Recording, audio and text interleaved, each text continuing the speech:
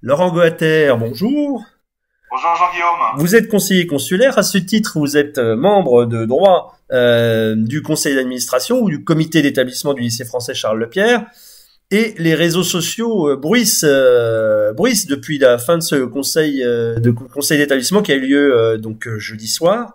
Des rumeurs les plus folles sur des augmentations de frais de scolarité semblent naître. Qu'en est-il exactement? Alors il y a effectivement une proposition de la direction de faire une hausse de frais de scolarité de 6% pour la prochaine rentrée et de 6% les années suivantes. Donc c'est quelque chose qui est extrêmement difficile à accepter par les familles. Premièrement parce qu'il y a déjà eu des hausses relativement importantes. Deuxièmement parce qu'on est dans une situation économique au Portugal qui n'est pas du tout compatible avec des hausses de frais de scolarité de ce type-là.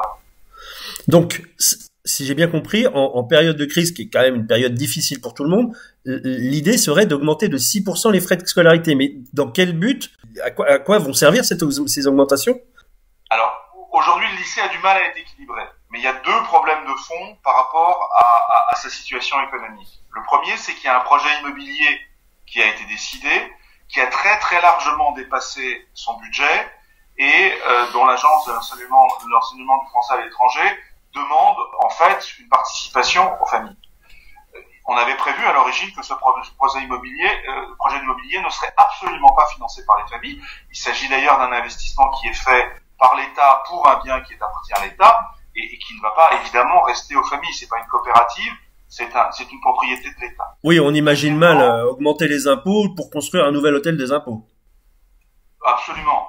Deuxièmement, il y a effectivement un contrat de travail, si vous voulez, ou un accord qui a été fait avec les personnels dits en contrat locaux, c'est-à-dire tous les personnels qui ne sont pas payés directement par la France, mais si recrutés localement selon le droit local par le lycée français. Ouais. Cet accord qui a certainement été fait à une époque où il était juste, génère des hausses annuelles de l'ordre de 5%.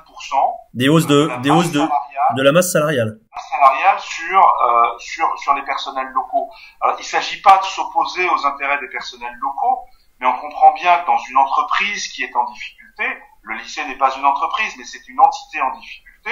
Quand on a une difficulté, on est bien obligé d'aller voir ces personnels en train de dire, écoutez, on peut pas continuer à augmenter de 5%. C'est une hausse de 5%, c'est une hausse automatique annuelle de 5% des rémunérations? Alors, c'est pas automatique, c'est ce qu'on appelle un glissement, mais ça correspond, si vous voulez, à un accord de revalorisation qui se fait de 5% par an, et c'est ce que nous avons constaté les dernières années. Mais ça semble un peu déconnecté de la réalité, surtout la réalité qu'on vit depuis le Covid, quoi. Enfin, qui a eu son salaire qui a augmenté de 5% en 2020? Question. Une fois de plus, je pense qu'à l'époque où ça a été fait, ça a été bien fait. Le problème, c'est que dans la situation actuelle, la réalité du Covid et la réalité de la difficulté du déséquilibre financier du lycée, je pense qu'il est effectivement fondamental qu'il y ait une réouverture de cette question-là et un nouvel accord, comme ça se fait dans n'importe quelle entité qui a des difficultés économiques. Et donc, qu'en est-il? Les décisions prises sont-elles définitives par le conseil d'établissement? Alors j'espère que non. Ces décisions maintenant sont soumises effectivement à l'agence et à l'ambassade. Évidemment, nous on va essayer de tous les moyens possibles de faire un petit peu changer la trajectoire. Mais effectivement, il y a un énorme risque que on impose aux parents une hausse de 6% par an pendant 5 ans. Ça rendrait le lycée français de Lisbonne plus cher que la plupart des lycées français du sud de l'Europe, alors que le Portugal, on le sait, a des niveaux de revenus qui sont moins. Une bonne école privée au Portugal, c'est entre 4 et 5 000 euros. Vous avez les Salesianos, vous avez des écoles avec de très belles installations, etc. Absolument. Pendant de nombreuses années, le lycée français était effectivement moins cher que beaucoup d'autres écoles, on va dire privées, même si bien entendu le lycée français n'est pas une école privée. Mais le lycée français était plutôt moins cher. Voilà. Et le risque aujourd'hui, si on accepte effectivement cette proposition qui nous est faite, c'est effectivement de se retrouver très au-dessus.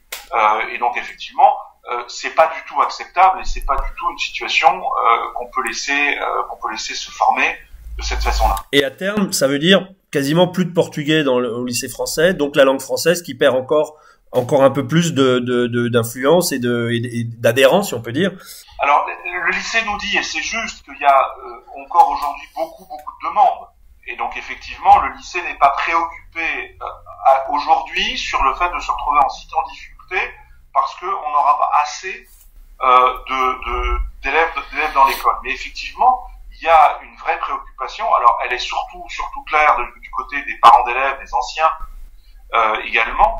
Il y a une préoccupation sur le changement de démographie. On va se retrouver avec une situation où on aura soit des enfants d'expatriés dont les scolarités sont payées par les entreprises, soit des enfants français boursiers, puisqu'effectivement les bourses accompagnent la hausse des frais de scolarité.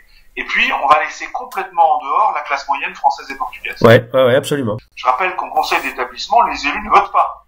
Oui. Nous sommes invités, nous sommes écoutés, mais les élus ne votent pas. Et donc, effectivement, notre capacité, à part de souligner les problèmes, notre capacité, malheureusement, de décision n'est pas reconnue. Bien. Eh bien, merci beaucoup, Laurent Gatter, pour ce témoignage. Et bien, si d'autres personnes veulent réagir à cette information, on est tout à fait preneur. À très bientôt. Merci. À bientôt. La French Radio. Portugal.